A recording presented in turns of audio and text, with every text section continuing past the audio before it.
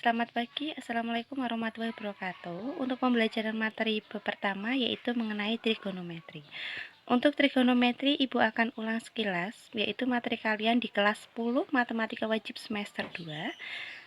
Yang mana dasar trigonometrinya dulu. Untuk sin adalah demi, cos adalah sami, tan itu desa, kot adalah sade, sekan adalah misa, dan kosekan adalah mide. Sin depan bagi miring, cos samping bagi miring, begitupun untuk yang lainnya.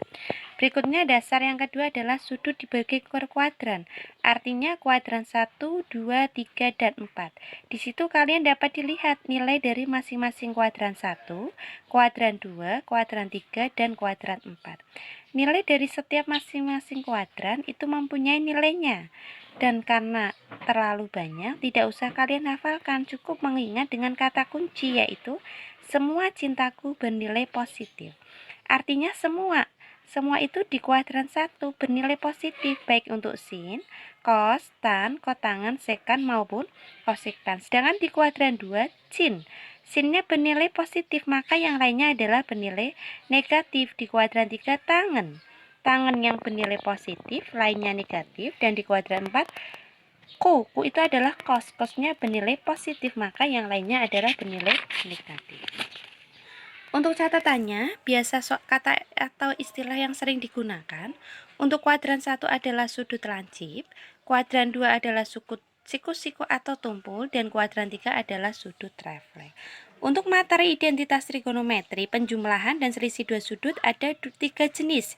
Yang pertama adalah kosinus, yang kedua adalah sinus, yang ketiga adalah tan. Untuk pertemuan kali ini akan dibahas dua terlebih dahulu. Yang pertama identitas kosinus. Untuk identitas kosinus, cos alfa plus beta sama dengan cos alfa kali cos beta dikurangi sin alfa kali sin beta. Untuk cos alfa min beta sama dengan cos alfa kali cos beta ditambah sin alfa kali sin beta. Untuk lebih mengingatnya, cukup kalian ingat dengan istilah double cos ganti. Artinya ganti tanda dan ganti jenis. Yang tadinya plus berubah menjadi min, yang tadinya double cos menjadi double sin. Berikutnya, untuk yang kedua identitas sinus penjumlahan. Untuk identitas sinus penjumlahan, sin alfa plus beta sama dengan sin alfa cos beta ditambah cos alfa sin beta. Sin alfa min beta sama dengan sin alfa kali cos beta dikurangi cos alfa kali sin beta. Itu tidak usah dihafalkan, cukup dengan mengingatnya apa kata kuncinya. Sin cos, kosin, setia tanda, dan urutan. Artinya kalau depannya plus maka jawabannya plus, kalau min maka diganti dengan min.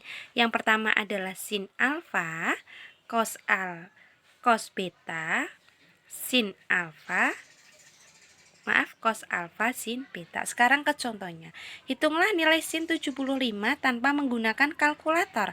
Kalau ada soal seperti ini cukup dengan mengingat atau menggunakan sudut istimewa. 75 derajat itu berapa tambah berapa? Yaitu sudut 45 derajat ditambah dengan 30 derajat. Yang ditanyakan sin, maka dijabarkan menjadi sin 45 derajat ditambah dengan 30 derajat. 45 derajatnya sebagai alfa atau A, 30 derajatnya itu sebagai beta atau B. Sekarang masukkan ke rumus. Tadi sin alfa plus beta rumusnya apa? Sin alfa kali cos beta ditambah cos alfa kali sin beta. Masing-masing nilai dari sin 45, cos 30, cos 45, sin 30 tinggal kalian dicari nilainya. Ingat, di kelas 10 sudah Ibu ajarkan, untuk mencari nilainya dapat menggunakan jari kalian. Untuk sin dimulai dari pol, jempol. Untuk cos dimulai dari kelingking, yang mana rumusnya setengah akar N. N-nya menggunakan nomor jari yang keberapa. Kalau sudah nilainya di situ didapatkan berapa? 1/4 akar N, 6 ditambah dengan akar 2. Untuk yang berikutnya cos 105. Cos 105 berarti sudutnya berapa tambah berapa? 60 derajat tambah 45 derajat supaya hasilnya menjadi 105 derajat. Kalau sudah dimasukkan ke rumus cos 60 derajat ditambah dengan 45 derajat, didapatkan hasilnya 1/4 akar 2 dikurangi dengan akar 6. Contoh yang ketiga sama sin 15, maka sudutnya berapa?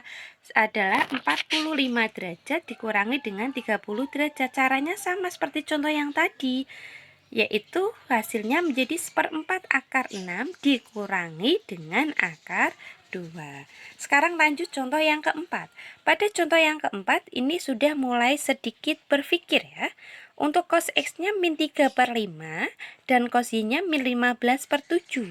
Jika X di kuadran 2 dan Y di kuadran 3, tentukan nilai sin X plus Y dan sin X min Y.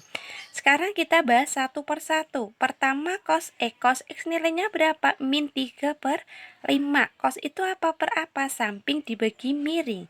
X-nya berada di kuadran berapa? Di kuadran 2. Kuadran 2 yang bernilai positif itu hanya apa? Hanya sin, maka selain sin nilainya adalah negatif. Maka kenapa di situ cosnya negatif? Karena berada di kuadran 2. Maka untuk sin dan lainnya bernilai, maka hanya sinnya yang bernilai positif, selain sin bernilai negatif.